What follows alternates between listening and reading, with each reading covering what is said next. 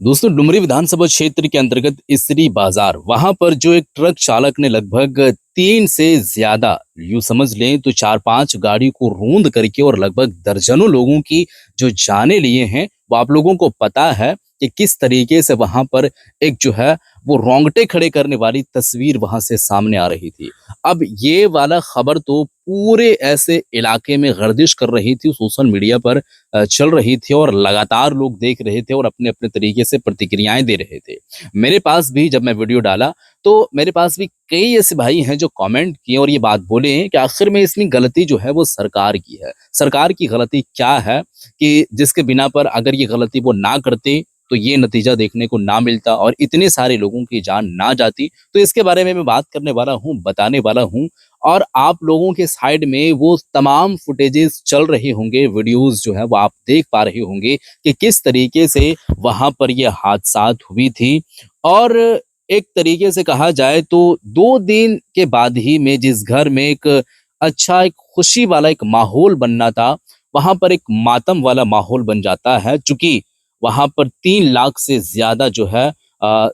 सामान खरीदे जा रहे थे लड़की को देने के लिए। अब वो गाड़ी पूरी तरीके से क्षतिग्रस्त हुआ, सामान भी पूरा बर्बाद हुआ और उसके पिता यानी कि जिस लड़की की शादी होने वाली थी उसके पिता का भी वहीं पर ऑन द स्पॉट मृत्यु हो जाता है। वहीं पर होता नहीं है, गाड़ी में ले जाया जाता है, रेफर कराया जाता है धनबाद की ओर, लेकिन रास्ते में जाने के क्रम में जो है वो मृत्यु हो जाती है। वहां पर पहुंचने के बाद जो है इसको मृत घोषित कर दिया जाता है डॉक्टरों की जानिब से। इसके बारे में बात करने वाला हूं और आप लोगों को बताने वाला हूं और यहाँ पर एक और खबर मैं आप लोगों को बताने वाला हूं, लेकिन उससे पहले आप इस चैनल को सब्सक्राइब नहीं किए हैं तो सब्सक्राइब कर लीजिएगा और वीडियो को लाइक भी जरूर कर लीजिएगा। अब देखिए दोस्तों, ये बातें काफी सारे लोगों के जहन में चल रही है कि जिस इलाके में, जिस क्षेत्र में यह हादसा देखने को मिली वो घटनास्थल पर अभी तक नहीं पहुंचे हैं डुमरी के जो विधायक हैं जयराम मातू, और उनका अभी ऑफिशियल कोई स्टेटमेंट या बयान सामने नहीं आया है। अब मुझे पता नहीं है कि उनको वो कहाँ पर अभी हैं, उनके साथ में क्या मशरूफियात है मुझे पता नहीं है, लेकिन लोग ये एक तरीके से कहा जाए तो आश्वासन लगाए थे, मतलब एक आस लगाए थे और उनको ऐसा लग रहा था कि यहाँ पर आएंगे। देखिए जो चीजें होनी थी वो तो हो गई, लेकिन यहाँ पर आने के बाद जो आगे होना है, मतलब जो लोग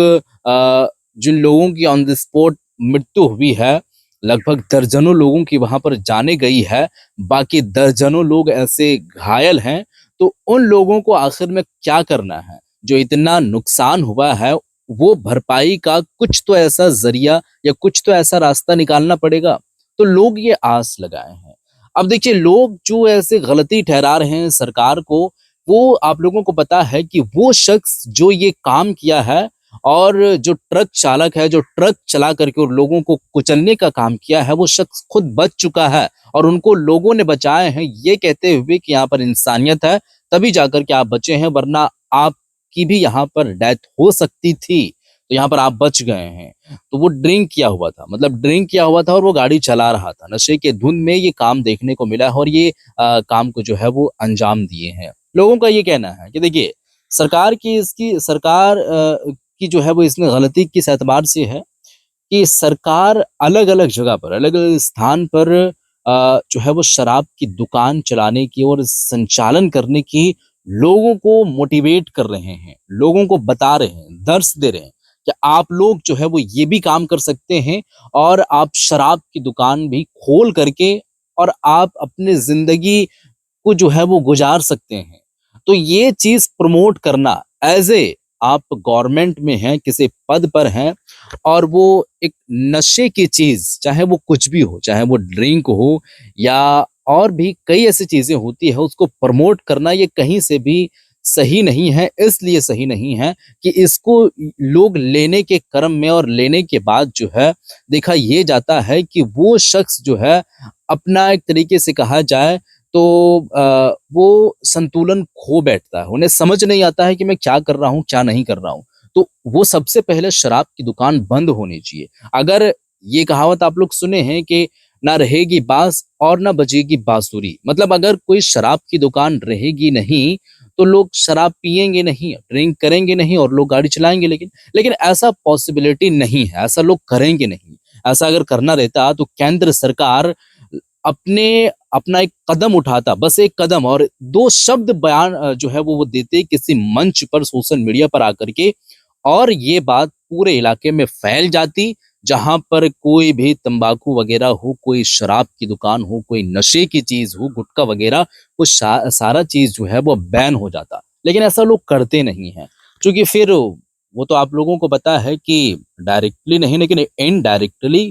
कई ऐसी जगहों पर सोर्सेस रहती है और उसका मुनाफा मिलता है। तो आप लोगों ने ये तस्वीरें देखे हैं, अब आप ही समझिए कि ये ड्रिंक किया हुआ था शख्स, गाड़ी चला रहा था, ये शख्स बच गया और ये शख्स लगभग 8 से 10 से ज्यादा लोगों की जान ले ली, जिनका कोई कसूर नहीं था। रोजमर्रा की जिंदगी में वो जो लोग काम करने के लिए बाहर निकलते हैं, सामान खरीदो फरोख्त करने के लिए बाहर निकलते हैं, उन लोगों के साथ में वो कभी सोचे भी होंगे, कल्पना भी किए होंगे कि मेरे साथ में आज मैं सामान लेने के लिए जा रहा हूँ और फिर शाम लौटने के क्रम, शाम के वक्त में मेरे साथ में ये हादसात होंगे? लोग नहीं सोचे होंगे। लेकिन आप यूं ही समझ लीजिए कि एक गलती के कारण इतना बड़ा जो है देखने को मिला, और वहां पर खड़े लगभग 5-7 गाड़ियों को, फोर व्हीलर गाड़ी, टू व्हीलर की बात मैं नहीं कर रहा हूँ, टू व्हीलर ऐसे ऐसे भी हैं जिनको पहचान भी आप नहीं सकते हैं कि वो कौन सी कंपनी की गाड़ी है। ऐसे एक दो फोर व्हीलर भी हैं जो उन्हें भी आप नहीं पहचान सकते हैं उनको देख करके कि वो किस कंपनी की गाड़ी है। तो यहाँ पर सबसे पहले की कदम यहाँ पर उठानी चाहिए, क्योंकि यहाँ पर एक्सीडेंट का एक जो मामला है वो लगातार बढ़ रही है, और इतना बढ़ रही है कि सुबह से लेकर शाम तक आप अगर देखेंगे तो लगभग हजारों ऐसे मामलात सामने आएंगे, जिसको सुन करके और आप अचंभे में पड़ जाएंगे। कभी ये कभी वो, लगातार ये चीजें जो है वो होती रहती है। तो इन सब सारी चीजों को लेकर आप लोगों का क्या कुछ कहना है, वो आप ज़रूर बताइएगा। ये चीज़ें हैं और लोग ये आश्वासन लगा रहे थे, लोग ये सोच रहे थे जयराम कुमार महतो के बारे में, और यहाँ पर जो है वो सरकार के बारे में लोगों का अपना जो एक नज़रिया है, जो थॉट्स है, वो शेयर करने की कोशिश कर रहे थे। वीडियो को शेयर करें, मिलते हैं फिर एक नई वीडियो के साथ, तब तक के लिए खुदा हाफ़िज़।